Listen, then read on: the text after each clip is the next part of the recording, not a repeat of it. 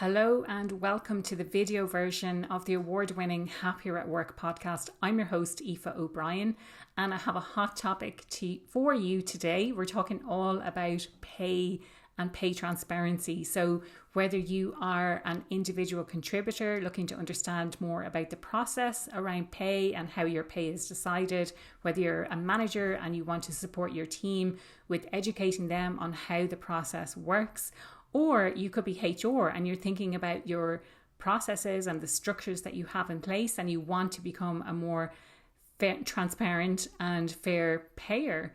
And today's episode, we cover a wide range of topics in relation to that. But at its crux, we're really focusing on how to shift, how to move along where the future of work is going in relation to pay transparency.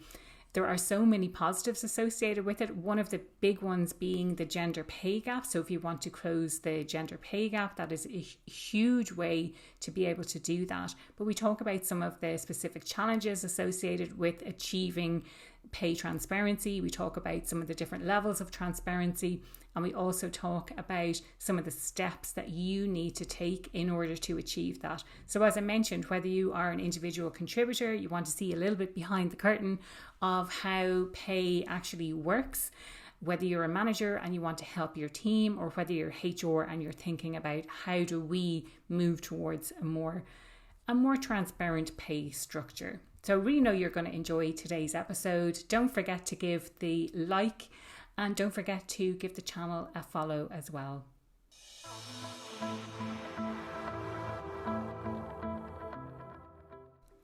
You are so welcome to the Happier at Work podcast, Virgile.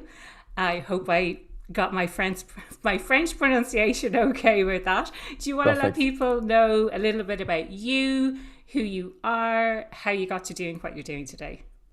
Of course. So I'm Virgile. I'm the CEO and co-founder of Figures.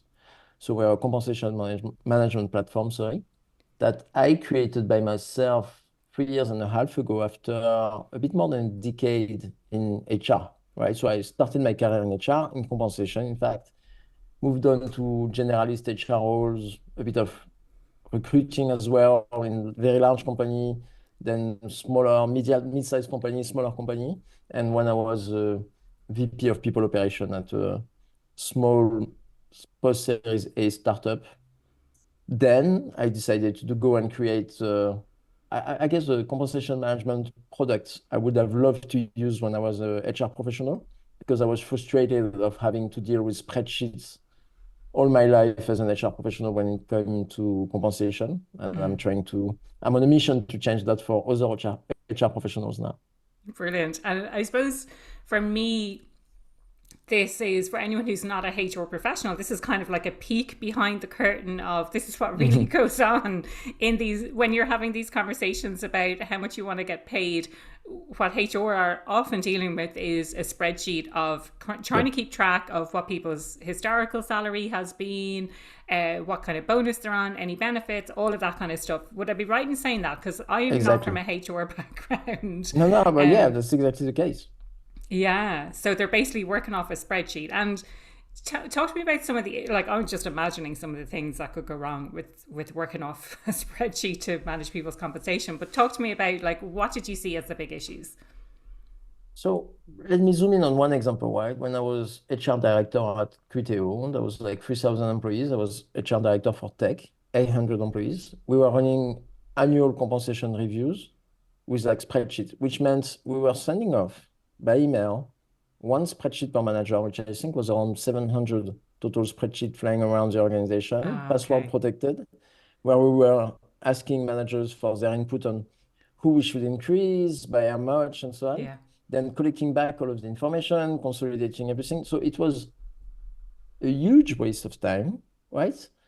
And moreover, besides the waste of time, as an HR, what struck me then was when you're dealing with that many spreadsheets, the risk of mistake, the risk of not doing your job as best as possible was huge. And in the end, I didn't feel like I was making the most fair decision possible when it comes to salary, which is a very important topic, right? Yeah. And I think let's come on to that This idea of fairness, and like I'm always so curious because there have been times when I've asked for more money than I thought I deserved and got even more. And there have been other times where I've asked for a higher starting salary and the recruiter said no, which was, I assume that she had gone to the company and the company had said no to her, which I found quite strange, to be honest. And I've had other times where I've got a promotion and asked for a commensurate, let's say, increase in salary and also didn't get it. So I'd love to explore this idea of how do we make pay fairer? Any thoughts to share around that? Oof, there's a lot of angles there. And you mentioned all of those during your podcast on compensation, which I thought was brilliant. The one you did by yourself, explaining all of your different experiences. So there's a lot of way to make compensation more fair.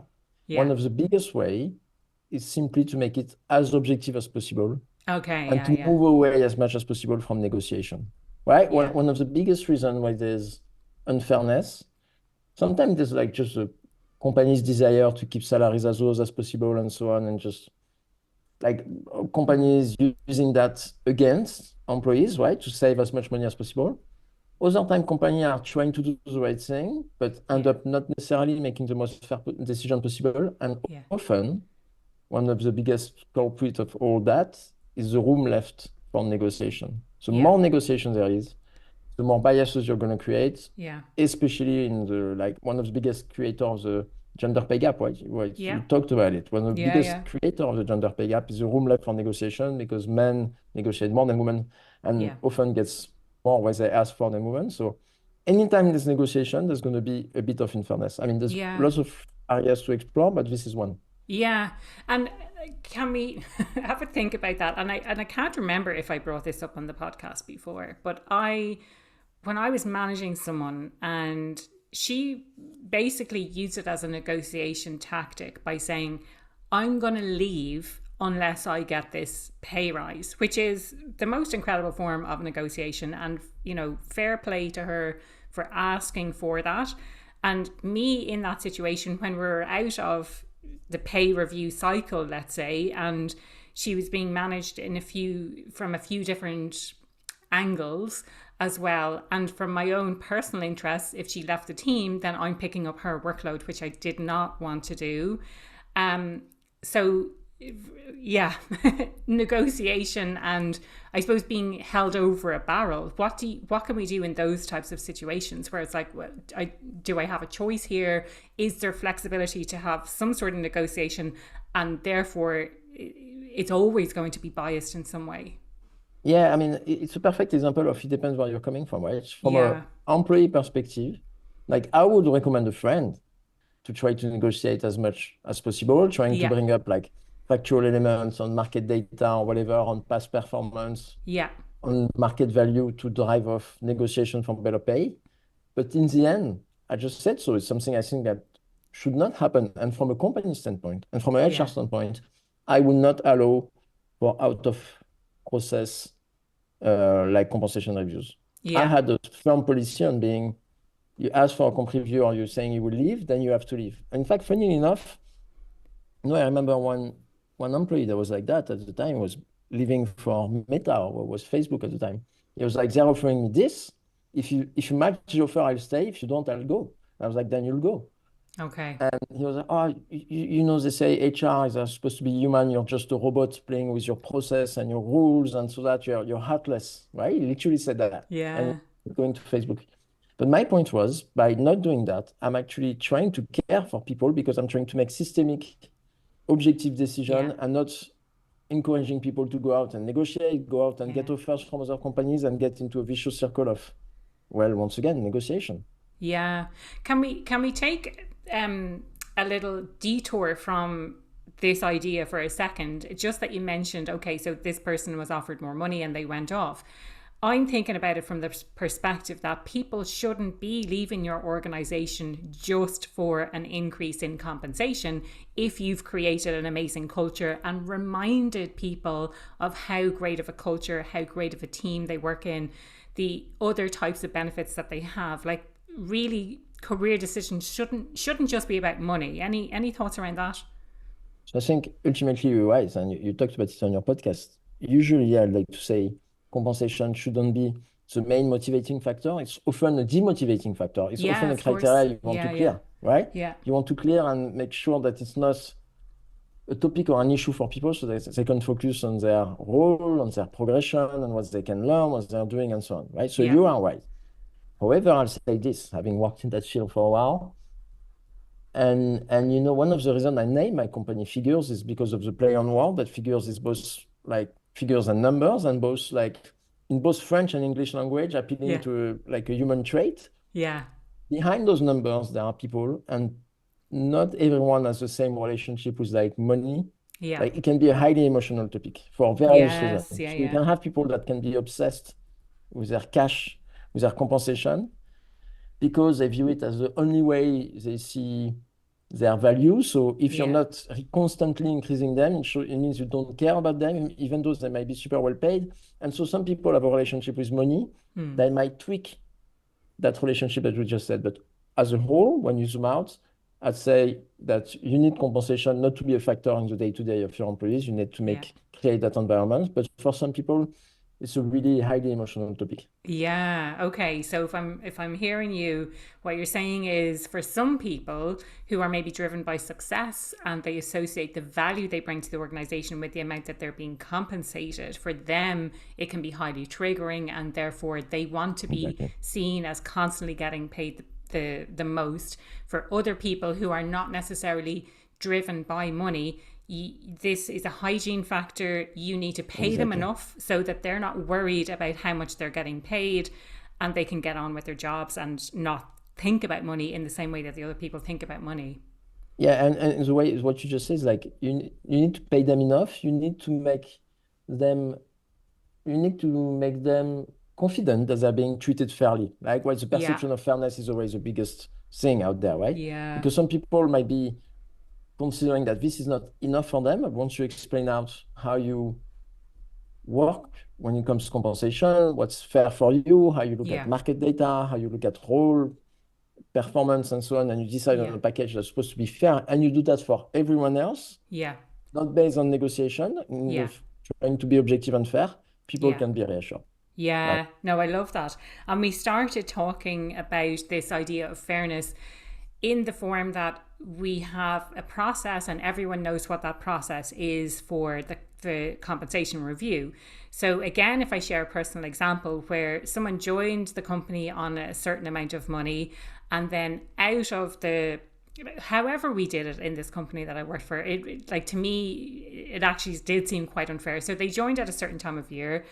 You can't have a comp review within the first year, and then it's only at a certain time of the year. So they're waiting kind of over a year, at the same time having knowingly accepted this compensation. They were trying to negotiate out of that pay review period that they wanted to get more money. And it was like, my hands are tied because this is how it's done. But I think if we can be more transparent upfront about how we do that, it's so important. So the first thing that you mentioned was about having a specific time and a process. Can you talk about like what are some of the other fair things that we can do?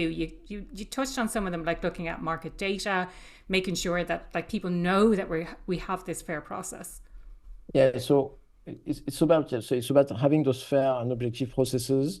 It's like being clear and as transparent as possible. And I think we can get back the how transparency is linked to Yeah, fairness, but being yeah, as transparent as possible on how objective you are when you hire someone. What do you take into consideration? Like experience within the field? Do you take into consideration diploma and so on? What are the factors used to determine the starting compensation of anyone, right? And yeah, how do you ensure it's being as fair as possible? yeah, Right? And then the second thing is when this evolves over time, as we discussed, how do you decide on promotion? How do you yeah, decide on pay reviews? What are the criteria used for those? How do you ensure consistency and fairness? And how do you ensure objective decision making and non-biased and too discretionary or negotiation-based one, yeah, right? Those are the two main things when being hired into a company, and like how your compensation evolves over time.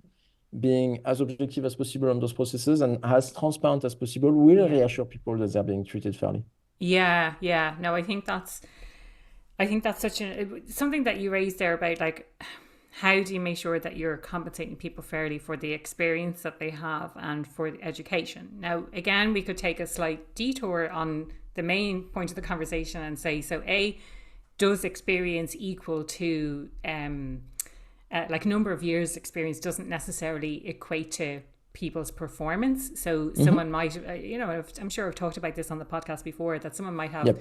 10 years of experience, but actually they've had 10 years of really straightforward experience where they haven't come up against any challenges. They've risen through the ranks of their career and it all looks great on paper, but actually if they join a different company where there's a different type of culture or a different type of client or a different type of workload, expectations or whatever it might be, and then suddenly they're facing all of these challenges and it's like they're in over their head because the number of years experience doesn't equate to what is required in the role.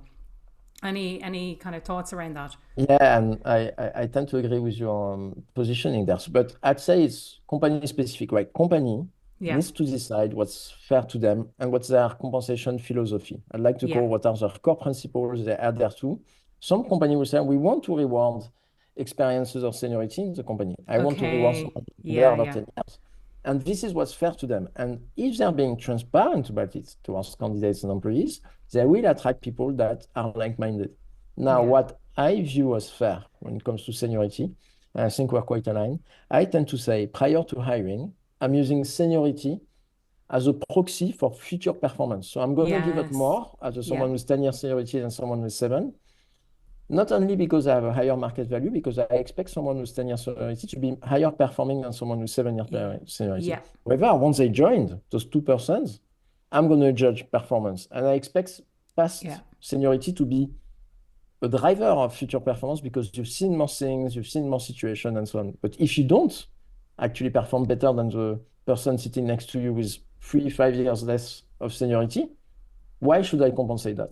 I'm yeah, not. Like I actually yeah, I'm in figures, I'm not compensating for seniority. At yeah, hiring point, yes, as a proxy for expected performance, but then once the yeah, join, yeah, I'm compensating yeah. performance. And I think, again, this ties in with this idea of expectations and setting those really clear expectations about what the role exists for. Is there a problem to solve? Is there a particular way in which you're expected to perform? Which oftentimes, and again, this comes up on the podcast multiple times, the onboarding process, setting clear expectations for people Yep. so they know how they're supposed to perform. And I think oftentimes, especially when we hire people or when people join a team, we sort of expect them to hit the ground running, to sink or swim. Hopefully they swim rather than sink. But there needs to be more of a focus, I think, on setting those clear expectations. So if you're being compensated in this way, here are the things that we expect you to deliver in this role in order to maintain that level of compensation. Yeah, exactly. And in fact, funny stories like 3 times in my career, it happened to me that I hired someone that was actually at a level above, right? Like I hired someone at a certain level, expecting a certain level of performance. The person was not delivering enough for that level. And I've gone to them, to 3 person, being like, I'm sorry, but we thought based on your past experience, you were a senior type of person on this role. Yeah, Based on your probationary period, your first 4 months in the company, actually, we think you're like one level down.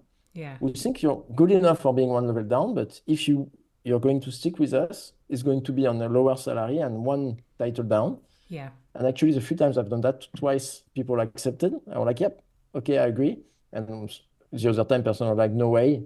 And then we terminated the person like yeah, probationary yeah, yeah, period. But exactly what you said, right? I was yeah, like, I'm sorry, but for fairness reason, I don't want to keep you with a title and salary yeah, that's akin to people with a higher level of performance because that's going to disturb internal equity and internal yeah. fairness within the company. Yeah, that I think that's a really important point and a hard conversation to have, and Mm. that has happened in a company that I previously worked for as well. I know, so just to balance out what I'm saying about them, on the one hand, they were trying to equate the salaries and make sure that the people were being paid across different departments depending on what level they were at. So I will commend them for saying that, like they were Mm-hmm. trying to raise the salaries in some departments that weren't quite at the level that they should have been. But on the other hand, there was someone working there who we had a discussion, and it was decided that she was operating at the level below. So she moved to technically the level below, but there was never a conversation about salary. So she maintained that higher salary. I'm not sure why that happened. This was before my time. But I do know that happened, that she was continuing to be compensated at that higher level while operating at the lower level, which I think is kind of, great for her. But going back to your point about fairness, it's kind of unfair for other people that if she's operating at that lower level, but she's still getting compensated for the higher level expectation. And the issue is you have 10 people on that role. You have one person earning a lot more than 9 other people. Yeah. Especially in the era we are going towards, like with more and more transparencies because of the laws and just like history moving towards more and more transparency. This is going to be less and less acceptable because for one person overcompensated, you're going to have potentially 9% frustrated, right? Yeah, so exactly. Besides the fairness, I think it's just a retention and engagement risk of the company. Yeah. And so we've kind of touched on this idea, but haven't explored it in a huge amount of detail. But the idea of transparency, like how can we bring more transparency to how we compensate people? If, maybe some people want to be private about what they personally are earning, but how do we do that in a way that's okay for everyone? And maybe we talk a little bit about how that impacts then on the likes of the gender pay gap. Yeah, so it's a perfect topic because the way we like to define transparency at Figures, like we have this simple framework where it says like no or very little transparency is like step level 1, on which many companies are. So level 1 of transparency we consider as like transparency on the compensation philosophies or policies, like being transparent on which way to pay market median. This is what we reward at hiring. We take into consideration seniority, diploma potentially, like being clear on like the overall philosophy and so on. Step number 2 when it comes to transparency is being clear on the rules, like such as salary ranges, being progressively clearer on what salary bands are applicable for each role. Starting when you post a role outside of the company or internally, starting to be more and more transparent on this is what are the applicable salary ranges per position, right?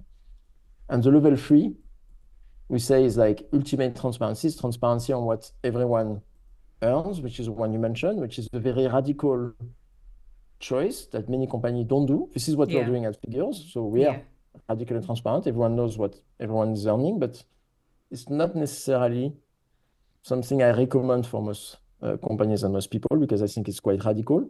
Yeah. However, the level below is what I think every company should strive towards. You should strive towards being clear and transparent about the rules and the salary ranges applicable per role and so on, right? And in fact, in a way, it's one of those things where I think like 20, 50 years from now, when we're going to look back at the current era where you could like do 5 or 6 interviews for a role without even knowing the potential salary you're going to get offered. It's going to sound completely crazy to the next generations, right? We're going to look at it like looking at people smoking on planes. People are going like, I think our next generation is going to look at us like, you guys were serious? Like you are doing 5 or 6 interviews, not talking about salary, getting to the final interview and being offered a salary that you have no idea about. I think that's going to look crazy. And the recommendation is that you don't ask about salary in the first interview because then it looks like you're just there for the money. And it's like, it really, if you explain what the salary range is at the very least in the job ad, and we won't go down that rabbit hole of talking about job ads and how bad they are, but if you at the very least have a range. And if I'm right, they've brought in legislation in some places because I've seen some things within some groups that I'm in, and they've brought in legislation to show ranges, but they've taken advantage of that now. And they're saying, the range is between 0 and 100K, for example, and they're not really saying the range at all because they have to be transparent, but actually, like that's just taking the piss out of the rules, basically. Exactly. So, like. A lot of it started, there's been a lot of noise about the US. 7 states in the US have the laws, including the state of New York and California. That must be the one I'm thinking of, Yeah, forcing companies to be transparent on job ads. Some companies, like Netflix, if you go on Netflix career page if you want to, are not playing by the rules. But the more companies are starting to like really abide by those laws Yeah. and really show like coherent and consistent salary ranges, the more of those that Okay. don't will look bad. And it won't be necessarily a compliance or a legal issue. It'd be Yeah. more an engagement and employer branding issue for companies. Yes. Right? Okay. Yeah. Yeah. So it's baby steps, but we're going towards it's the norm to put logical and consistent and coherent salary ranges on job ad. Laws like that are going to be introduced in Europe. Like every European country will have to implement similar state of laws by 2026, and even Okay. going further than salary ranges on job ads. So it's going to be a lot more restrictive. So we're trending towards that, right? We're trending Yeah. towards more and more transparency, starting with job ads, but also internally towards employees. Yeah. Yeah. Yeah. And I And think to me, mentioning, I'm sorry, but you mentioned as well earlier on, and I didn't answer to that, link between transparency and fairness and the gender pay gap. What we've shown, we've made a study, we asked all of our client companies, how transparent are you? From like, as I said, 0 to like 3, like, right? Ultimate transparency. What we've seen, the more transparent companies are, the lower there's the gender pay gap. So when you look at, for example, yeah. you take the subset of only fully transparent companies, Yeah. there's no statistical gender pay gap from those companies. When you look at Okay. people on the exact same role, no statistically significant gender pay gap. Yeah. And when you look at only companies that have no level of transparency, you do have up to like nearly 4% at Yeah. equal pay gap between people doing the exact same role, exact same location. Yeah. Of course, pay gap favoring men. Yeah. No, that's interesting because like for me, the gender pay gap is largely driven by having fewer women in those senior positions getting paid. But are you talking more about pay equality at specific levels that Yeah, they're to exactly. eliminate that type of discrepancy between what people what women are getting paid because they're not negotiating or asking for a higher salary at all, or when they do negotiate, they're not negotiating strongly enough so that men in similar roles are being paid more. Yeah, so it's what we like to call the unadjusted gender pay gap, which is like Okay, 15 or yes, yeah, yeah. 16% in our database of clients, which is Yeah. compared to the average salary of men and women in one organization. On average, men earns 16% more, I think. When you Okay. look at people on the exact same role, exact same location, Yeah. like eliminating those differences in seniority, roles whatsoever, we Yeah. get to 2.7 or 2.8% Okay. favoring men, right? Yeah, yeah, yeah, yeah. So for anyone who's listening, it's thinking about what that difference means for you. So if it's a 3% pay rise, if it's a 16% differential between what you're being paid and what you could potentially being paid. And in order to keep the maths kind of simple here, it's like if you're earning 100K, that's an extra 16K per year. You know, I think people could make a lot of use of that type of Yeah, money. exactly. Yeah, definitely. So, in relation to transparency and the direction that companies are going, any particular steps that they need to take in order to bring something like this about? Like, is it a case of I need to actually do a review on my current compensation structure, first of all, because it's a bit out of whack at the moment before I can start revealing what's going on behind the curtain, so to speak? Well, if you're 100% right, right? The road towards more transparency starts with structuring your compensation processes, having a look Okay. internally at potential inequality you have, trying to progressively fix it Yeah. before you start being more and more transparent, right? So the road towards transparency starts with structuring, making solid compensation processes, having an internal audit of Yeah. potential inequality within your company, and trying to have like a roadmap to fix this inequality, which is not going to happen in a few months. Most companies, in nearly all companies, there's a form of inequality. There's people that have been underpaid for years, and you often Yeah. correct that in one jump, right? Yes. Yeah. It's Yeah. looking at that first on the path to be more transparent tomorrow. But the road towards transparency starts with structure in a way. Yeah. Yeah. Yeah. Yeah. No, I really, yeah. So just having those processes, I suppose maybe even taking a step back, it's the awareness that you need to do this because whatever about from a legislation perspective, and this is how we're moving, it's thinking about it from the like you said, the employer brand perspective. So the companies that are getting it right in the US versus those 7 states in the US versus the companies that are kind of just being a bit rebellious with the rules and the different perception that people have in the market of the companies where they're being transparent versus the ones that they're not. I think it does say a lot about the people. And then having this roadmap to get to a stage where everything's fixed. I was interested when you're saying like that some people are being underpaid for years. Like that, I think for someone they probably won't learn that they're being underpaid for years, but they'll be told that they're getting kind of a bump in salary every so often to bring it up to speed. But imagine discovering that you've been underpaid for years, because you're hardly going to go back and say, well, I've been underpaid for these past 5 years, and how can I get compensated for that? Like, that's not going to happen. But it's about correcting, I think, going forward, isn't it?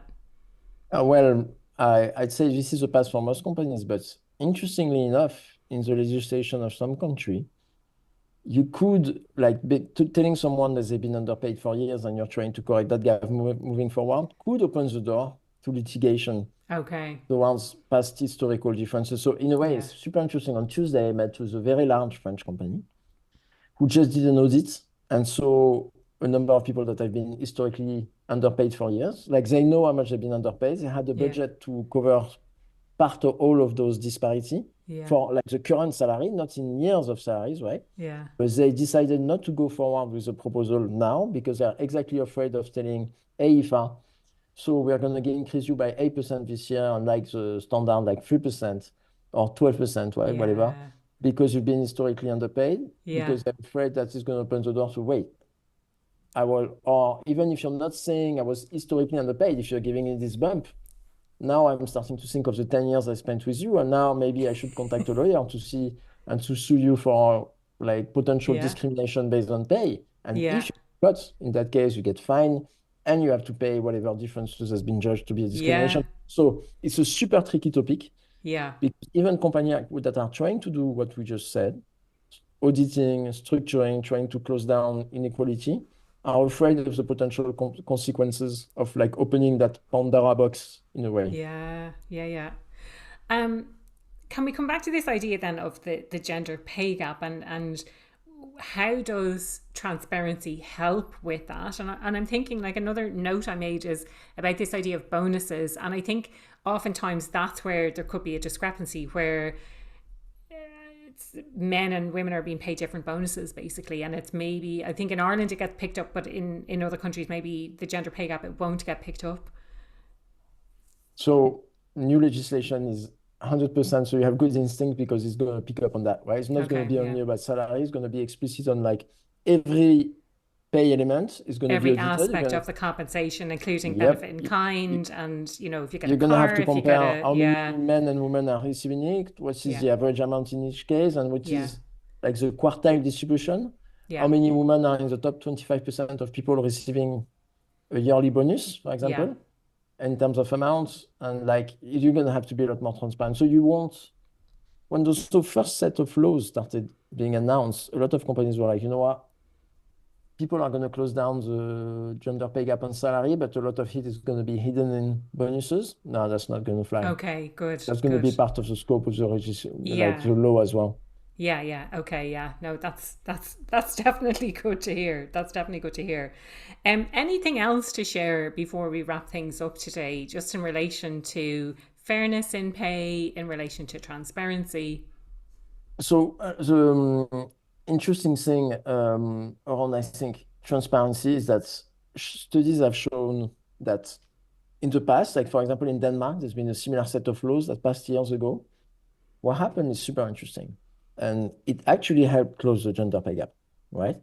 But it helped close the gender pay gap by mostly like slowing down men's salary increasing compared to women's salary increasing. So in a way, it didn't come as a benefit of all workers. In fact, it started like compressing the difference between men and women, which is kind of good.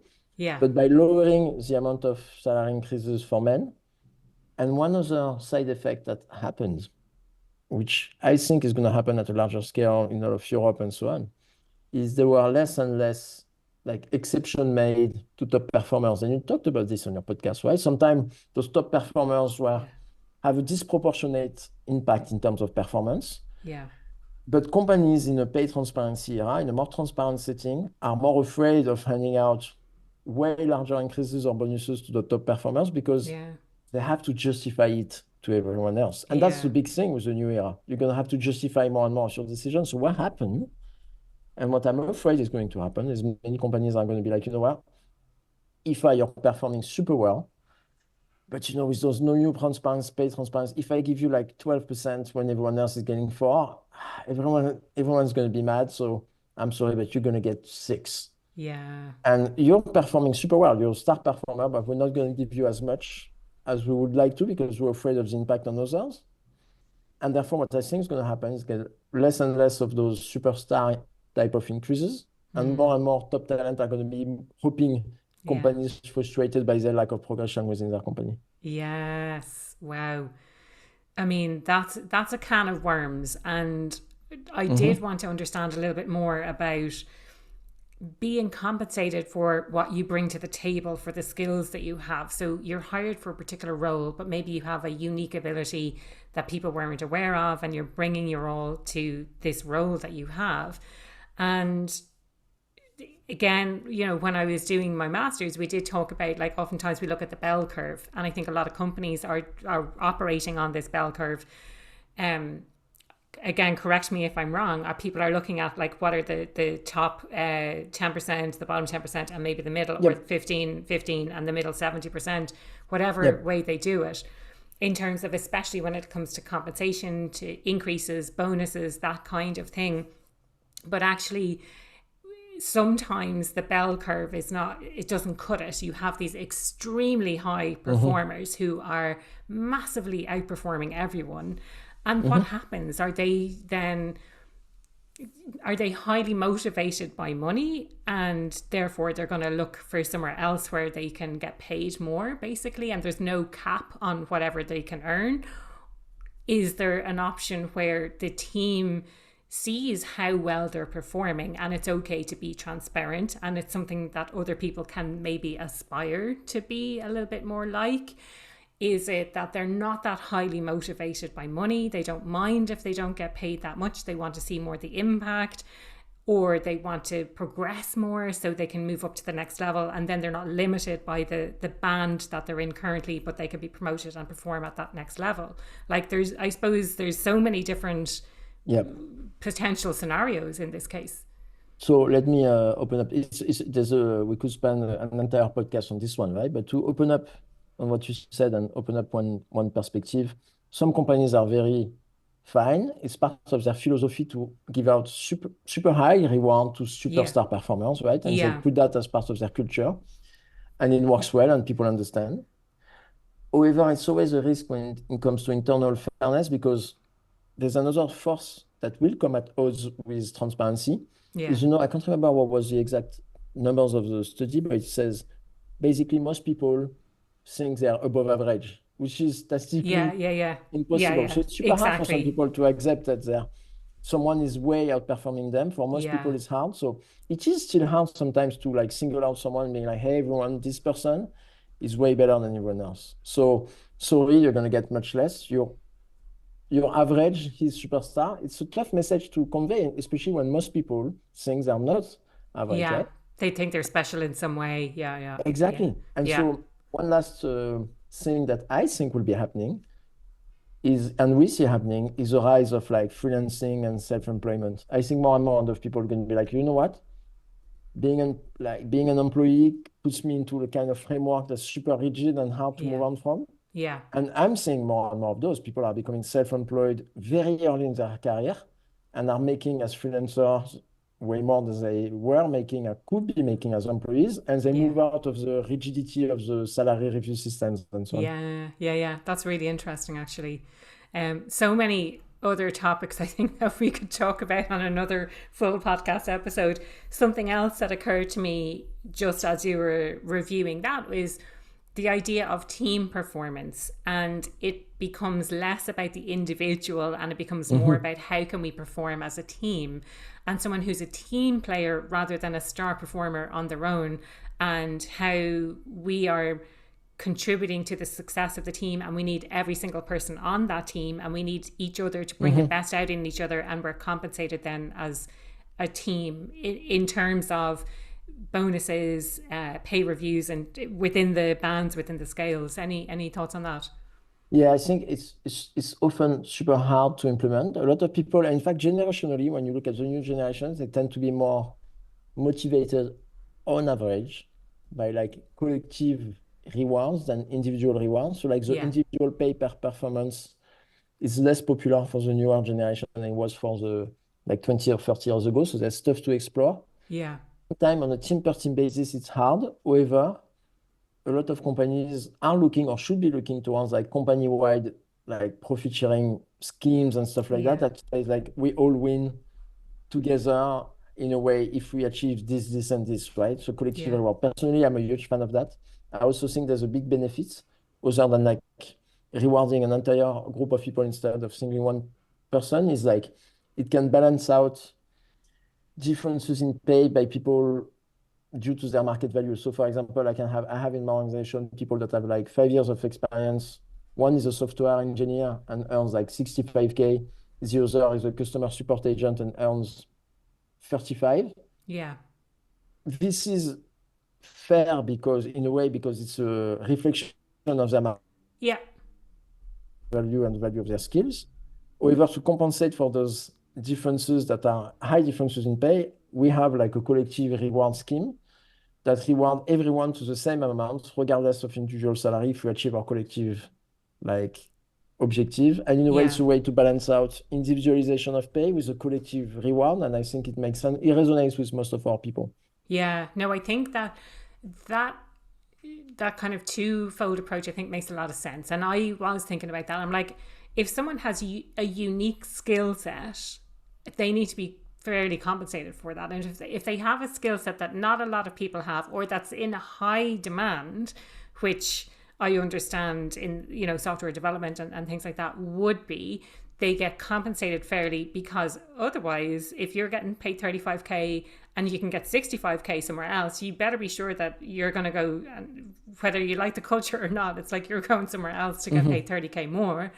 But then also bringing this sharing into, like, we're all in this together, and this is the value of the skills, this is not just the value of the skills that you bring, but this is the contribution that you've made to the success and profitability of the organization, and we want to share that with you. Exactly. Brilliant. Nailed it. So Virgile, if you could say, like, what does being happier at work mean to you? Philosophically speaking, what do you see as this kind of goal of happiness at work? So I think if I look personally, it's always been two things, right? It's been what I have to do on a day-to-day basis. So I'm personally not driven by, I never knew where I wanted to be in 5 years, 10 years, even one Yeah. year. I like to, when I wake up in the morning, I look at what I have on the agenda. Does that motivate me? And do I like who I'm going to do it with, right? Yeah. Those are all Yes. two criteria. Yeah. And I think the company culture that I've built at Figures afterwards kind of matches that. It's not about the destination, it's more the journey, like creating a culture where people like to get to work and enjoy what they do and who they're doing it with. I'd say it's a bit tricky because now that I'm leading a company, I do have to set a vision and a North Star for where I want to be, but this doesn't come naturally to me because I'm type of, I'm here for the ride. As long as I wake up in the morning, I'm happy to get to job. Yeah. I mean, I'm happy, but now I have to push myself to actually be a bit more forward looking than that. Yeah. No, that makes total sense. And if people want to find out about you, if they want to find out more about Figures, what is the best place they can do that? LinkedIn is probably the best case if they can manage to type my name, which I'm sure they'll be provided the right. We'll put the links in the show notes anyway. Exactly. So people can link directly from there. Yeah. LinkedIn is the best place for sure. Brilliant. Thank you so much for your time today. Really enjoyed this. And I know listeners are going to I think enjoy from thinking about their own compensation, but also understanding a bit more about the process and how that works. And then if there are HR leaders listening, just some ideas of like how to start making changes to make pay more transparent, to make it fairer for people, and to, steps towards closing the gender pay gap as well. So thank you so much for your time. Really, really appreciate it. Thanks for the invite, Eva.